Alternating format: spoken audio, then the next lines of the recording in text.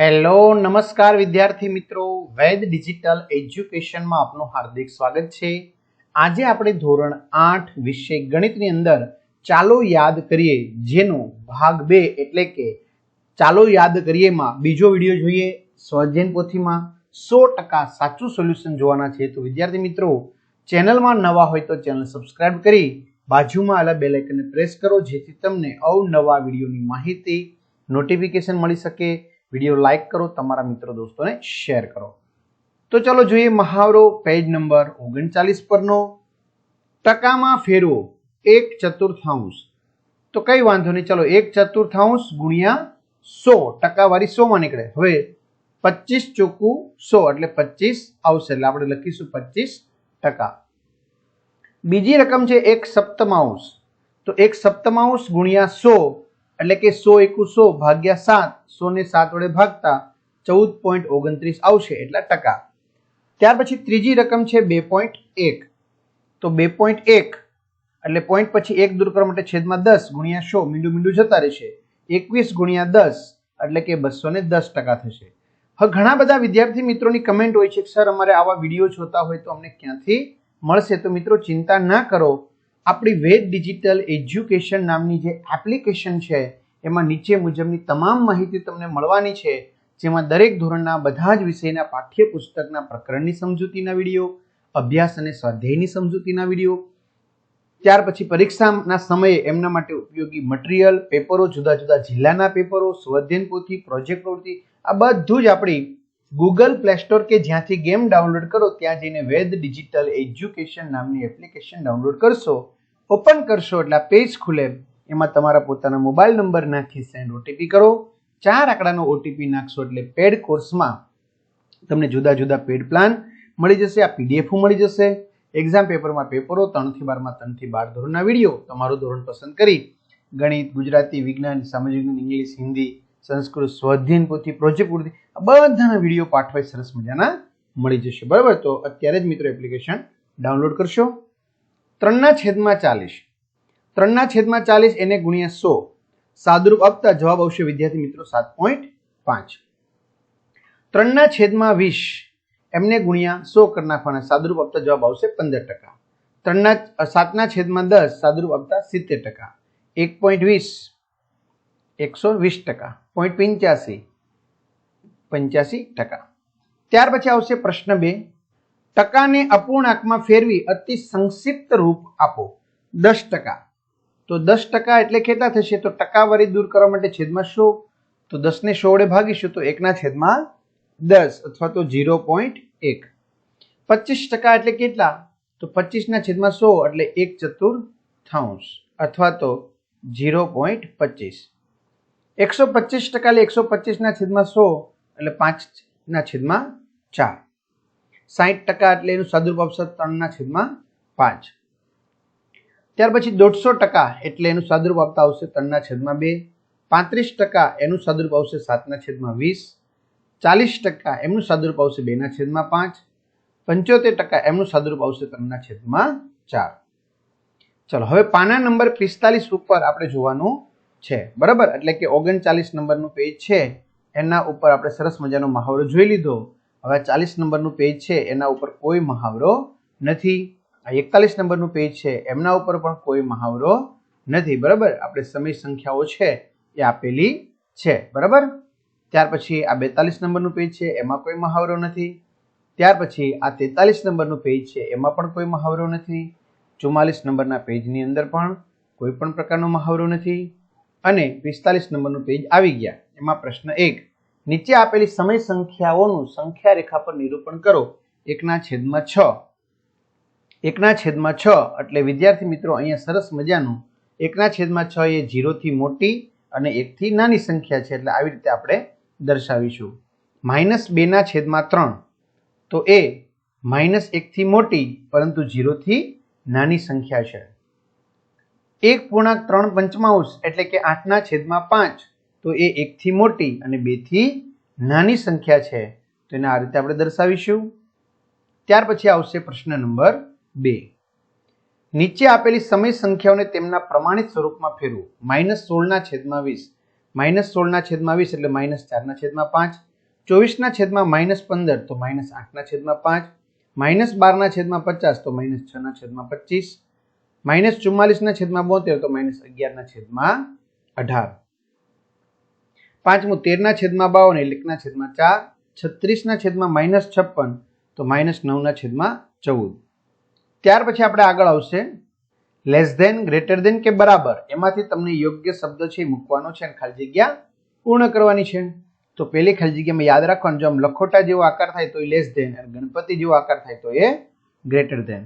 તો પહેલી ખાલી જગ્યામાં આવશે લેસ ધેન, બીજીમાં આવશે બરાબર ઇક્વલ, ત્રીજીમાં આવશે ગ્રેટર ધેન, ચોથીમાં આવશે ગ્રેટર ધેન, પાંચમીમાં આવશે લેસ ધેન, છઠ્ઠીમાં આવશે ગ્રેટર ધેન, સાતમીમાં ગ્રેટર ધેન, આઠમીમાં ઇક્વલ, નવમામાં ગ્રેટર ધેન, દસમામાં ગ્રેટર ધેન. ચાલો ત્યાર પછી આપણે આગળ આવશે વિદ્યાર્થી મિત્રો પ્રશ્ન નંબર 4. આપેલી સમય સંખ્યાઓની વચ્ચેની 3 સમય સંખ્યાઓ તમારે લખવાની છે. ચાલો -5/3 અને -3/8 તો એમની વચ્ચેની 3 સમય સંખ્યાઓ અહીંયા આપણે સરસ રીતે શું કરેલી છે, લખેલી છે. 3/5 અને 6/7 તો એમની વચ્ચેની સમય સંખ્યાઓ આપણે સરસ મજાની શું કરેલી છે, લખેલી છે.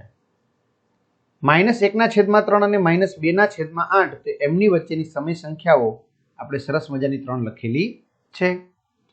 -5/3 અને -8/7 તો એમની વચ્ચેની 3 સમય સંખ્યાઓ આપણે અહીંયા લખવામાં આવેલી છે. તમે લખી શકો છો સાદુરૂપ આપી. 1/4 અને 1/8 ની વચ્ચેની સમય સંખ્યાઓ અહીંયા આપેલી છે. 2/7 અને 3/11 એમની વચ્ચેની સમય સંખ્યાઓ અહીંયા આપવામાં આવેલી છે. -6/7 અને -7/9 એમની વચ્ચેની પણ સમય સંખ્યા અહીં શું કરવામાં આવેલી છે, આપવામાં આવેલી છે. 4/9 અને 3/7 તો એમની વચ્ચેની પણ સમય સંખ્યા શું કરવામાં આવેલી છે, આપવામાં આવેલી છે. ત્યાર પછી 11/3 અને 13/15 તો એમની વચ્ચેની સમય સંખ્યા પણ અહીંયા દર્શાવવામાં આવેલી છે. -2/3 અને -3/4 તો એમની વચ્ચેની પણ સમય સંખ્યા શું કરવામાં આવેલી છે, દર્શાવવામાં આવેલી છે. ત્યાર પછી આવશે પ્રશ્ન નંબર 5. સરવાળા કરો. -13/7 + 8/7 તો મિત્રો આધાર સરખો છે એટલે સીધા સરવાળા બાદબાકી થશે. -5/7 18/5 + -8/5 તો જવાબ આવશે સાદુરૂપ આપતા 2. -6/5 + 3/11 તો આવશે જવાબ -51/55. -3/7 + 2/3 તો જવાબ આવશે 5/21. ત્યાર પછી છે છઠ્ઠું, બાદ બાકી કરો. -3/8 માંથી -7/11 આપણે બાદ કરવાના છે. તો એ સાદુરૂપ આપતા -1/1/88 આવશે. 2/3 માઇનસ એમાંથી -7/8 બાદ કરવાના તો 1/13/24 આવશે. -6/7 માંથી 5/7 બાદ કરતા -1/4 આવશે. 1/2 માંથી -2/4 બાદ કરતા -1/2 બાદ જવાબ આવશે. ત્યાર પછી જવાબ આવશે વિદ્યાર્થી મિત્રો પ્રશ્ન નંબર 7 તરફ. ગુણાકાર કરો. બરાબર, પેજ નંબર કેટલો છે, 46 ઉપરનું છે બધું. -3/8 ગુણ્યા 2/7 તો 3/8 ગુણ્યા 2/7 તો -3/28. -3/5 ગુણ્યા 7/11 તો -21/55. 2/5 ગુણ્યા -5/9 તો -2/9.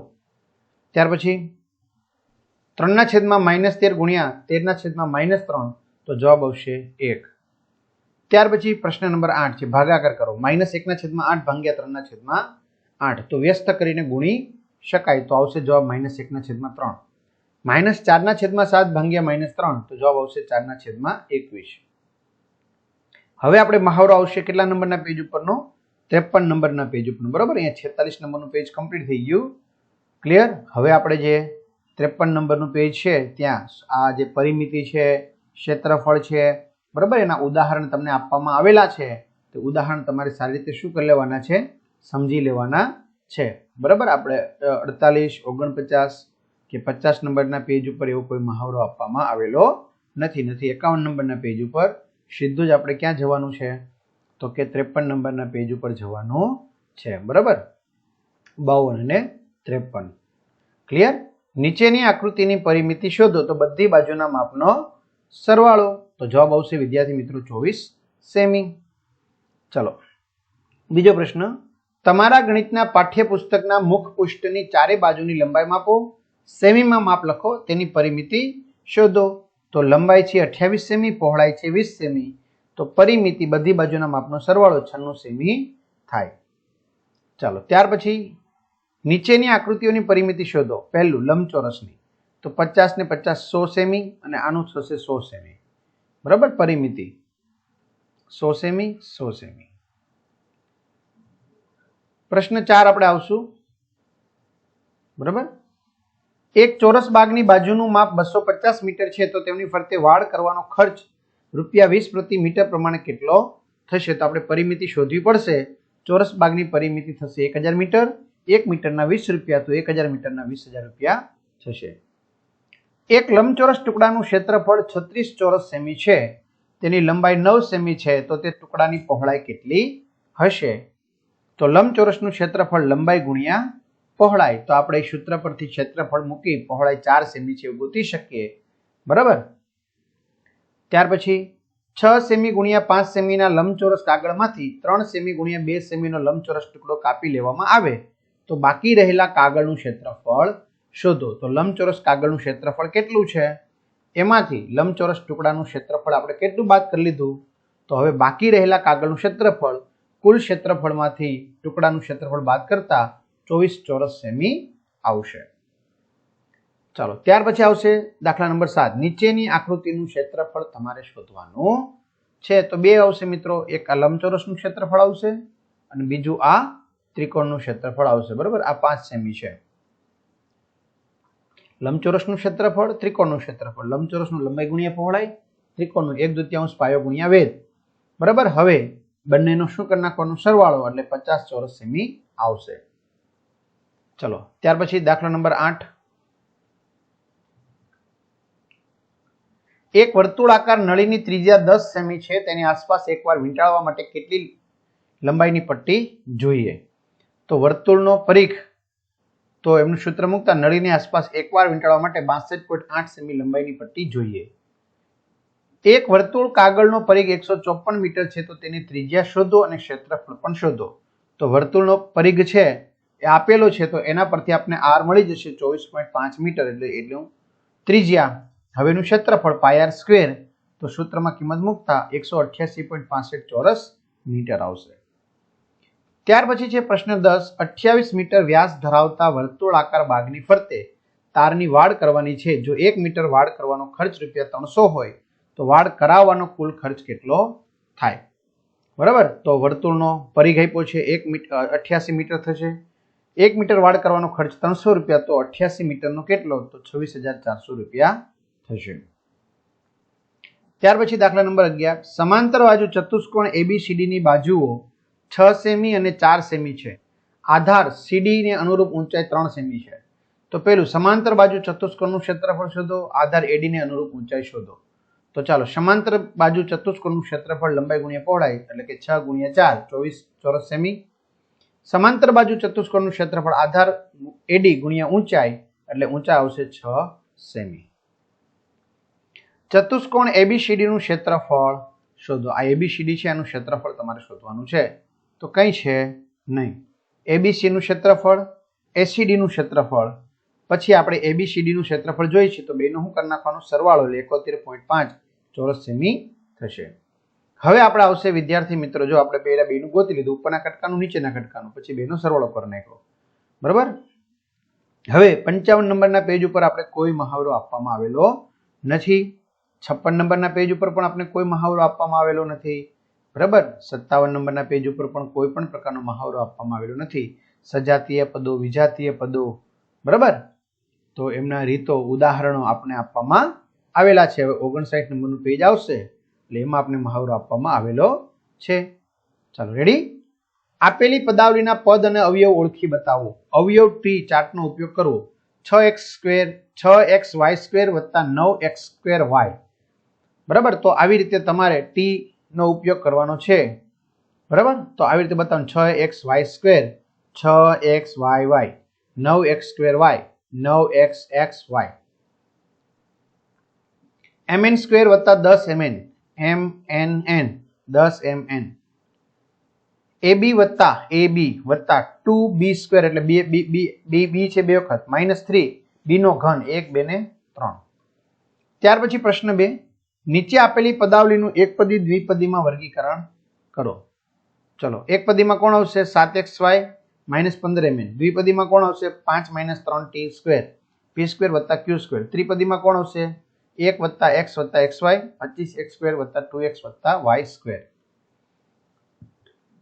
ત્યાર પછી છે p² -7pq q² અને -3p² -2pq વત્તા 7q² નો સરવાળો તમારે કરવાનો છે. તો સરવાળો કરતા -2p² -9pq વત્તા 6q². ત્યાર પછી દાખલા નંબર 4 આવશે. x³ -x2y xy² y³ માં x³ -2x2y વત્તા 3xy² વત્તા 4y ઉમેરવાના છે. તો 2x³ -3x2y વત્તા 2xy² y³ વત્તા 4y. ત્યાર પછી આવશે જવાબ વિદ્યાર્થી મિત્રો પ્રશ્ન નંબર 5. 3p² QR માંથી -7p² QR બાદ કરો. તો 10p² QR થશે. y³ -15y² -11 માંથી 11 -5y² બાદ કરો. તો એમાંથી બાદ કરવાના છે. જો આ બરાબર, બાદ કરતા y³ -10y² -22 જવાબ આવશે. a બરાબર 1 લઈ b બરાબર -2 લઈ નીચેની પદાવલીની કિંમત શોધો. તો a² + 2ab + b². તો એની કિંમત મૂકતા પહેલાની અંદર 1 આવશે, બીજું a³ વત્તા a²b વત્તા ab² વત્તા b³ માં જવાબ મૂકતા -5 આવશે. ત્યાર પછી આવશે પ્રશ્ન નંબર 8.